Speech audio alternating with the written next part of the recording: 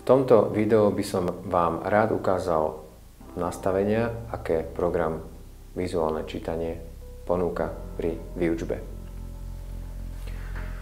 Na obrazovke vidíte v podstate celú triedu. Je tam 10 žiakov s tým, že meno každého žiaka je pre účely tohto videa nazvané tak, ako sú nastavenia, ktoré pre tento konkrétny profil platia. To znamená, že tu sa bude opakovať fáza učenia, tu sa vynechá fáza učenia, tento žiak má nastavené spomalené čítanie, tuto je písmo, tuto je písmo pre dyslektikov, tuto sú pohyblivé písmená a tak ďalej. Či začneme u tohto žiaka, ktorý má nastavené opakované učenie. Klikám na jeho fotografiu alebo ilustráciu a idem sa pozrieť na lekciu, kde máme čísla 1 do 9.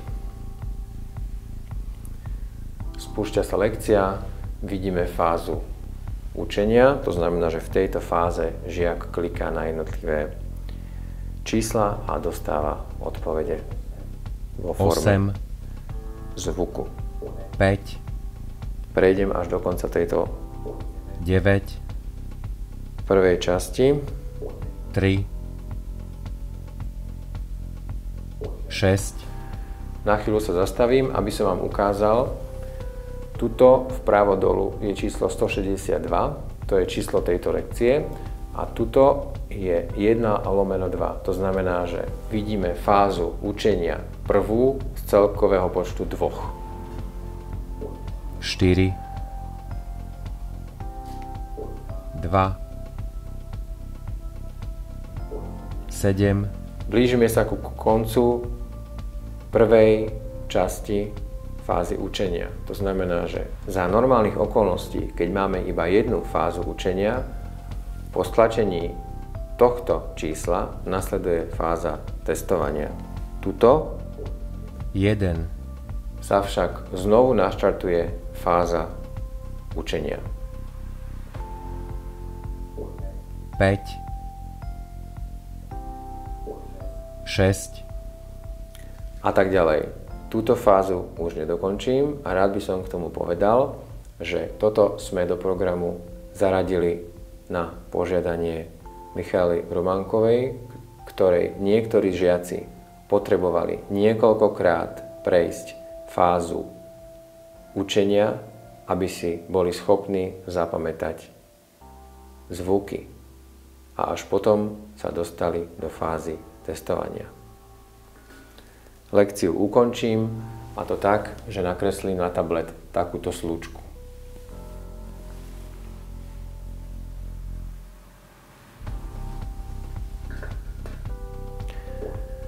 Ideme na ďalšieho žiaka. Tento žiak je už taký šikovný, že nepotrebuje fázu učenia a rovno sa zapína fáza testovania.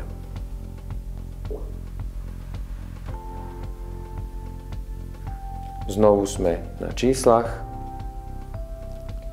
Ak po spustení lekcie 5, hneď začne tablet reprodukovať zvuk čísla 5. 8, 7,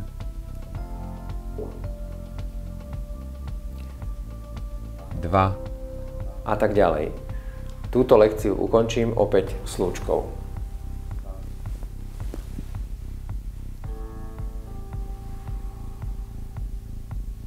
Vrátim sa na profily žiakov. Máme ďalšieho žiaka, ktorý má nastavenú otázku po fáze učenia. Táto otázka vyzerá nasledovne.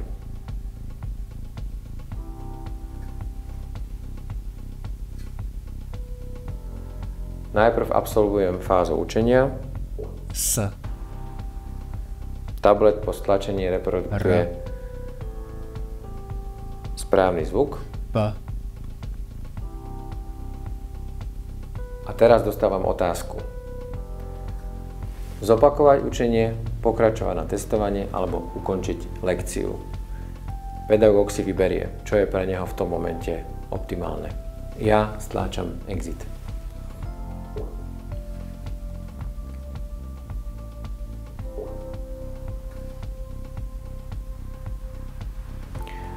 Táto žiačka má nastavené pohyblivé písmená. Pohyblivé písmená znamená to, že v týchto lekciách máte možnosť tie písmenka rozhýbať. Ukážem vám ako. Písmená, každé jedno, bude opisovať kruhový pohyb. Ich pohyb sa dá nastaviť v 3 úrovniach: pomalý, stredný a rýchly. Toto je najrýchlejší pohyb. To znamená, že žiak musí byť dostatočne šikovný na to, aby písmeno trafil. Na druhej strane majú predvídateľnú dráhu, takže dá sa určiť, že kde to písmeno sa bude nachádzať v konkrétnom čase. Z,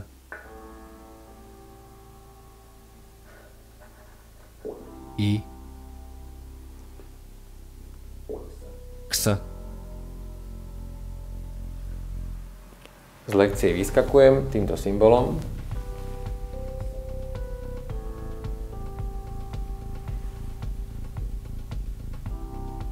Vraciam sa na profily žiakov. Písmo pre dyslektikov. Ak si zapnete písmo pre dyslektikov, bude vyzerať takto. Je iné, ako keď používate štandardné písmo, ktoré je v prípade operačného systému Android. Je to typ písma s názvom Roboto. Toto písmo je upravené tak, že niektoré časti sú zúžené a niektoré zhrubnuté. Ináč lekcia funguje takisto ako všetky ostatné. Jediná zmena je v type zobrazovaného písma.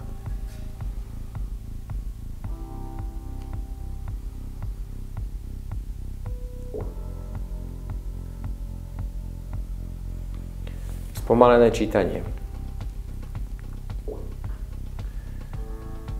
Toto nastavenie znamená, že každé slovo sa prečíta po slabikách. Za normálnych okolností je to slimák, ale teraz je to slimák, vážka, čmeliak, osa, lienka. A takto sa vyslovujú všetky slová vo vizuálnom slovníku v prípade, že by to dieťa potrebovalo. Lekciu ukončím.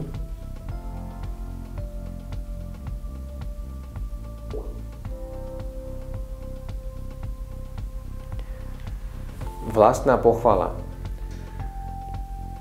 Označenie správnej odpovede je vždy vizualizované obrázkom. Program obsahuje asi 40 ilustrácií, ale samozrejme to neznamená, že sa budú páčiť každému dieťaťu. Preto sme do programu zaradili aj možnosť, že každé dieťa môže mať svoje vlastné pochválne motivačné obrázky. Potom to môže vyzerať napríklad takto.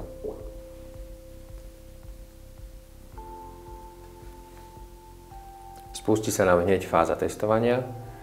C, A, B,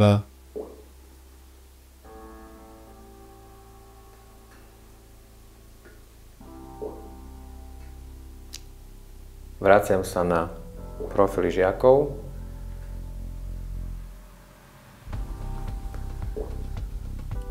Pokiaľ chcete výučbu trochu zmeniť a máte šikovné dieťa, je možné modifikovať lekciu aj takto. To znamená, že dieťa nebude vidieť text. Bude to pre neho niečo iné, niečo nové. domček pre bábiky. Všetko funguje takisto ako predtým, až na to, že text pod konkrétnymi obrázkami je schovaný. Puzzle. Plyšové hračky. Lekciu ukončím.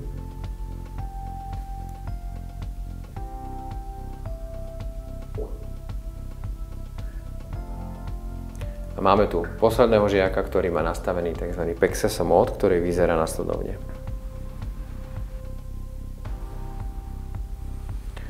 Takisto ako pri hre Pexeso sú všetky obrázky otočené tak, aby bol vidieť vlastne iba tento jeden symbol, ktorý je ako keby opačne otočený. To znamená, že Tyrkisová. tablet mi reprodukuje slovo Tyrkisová. Toto som našiel úplne náhodou. Červená. Teraz počujem zvuk červená. A musím hľadať, kde sa červená nachádza. Ale už som otočil aj toto a viem, že tu je modrá. Zelená. Nasleduje zelená. Toto je biela. Výborne. Takže už viem, že tu je biela a tu je modrá. Čierna.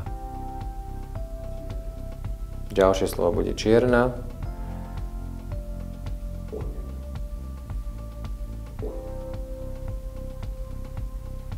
Žltá. Žltá bude asi tu. Áno. Modrá. Modrá bude tu.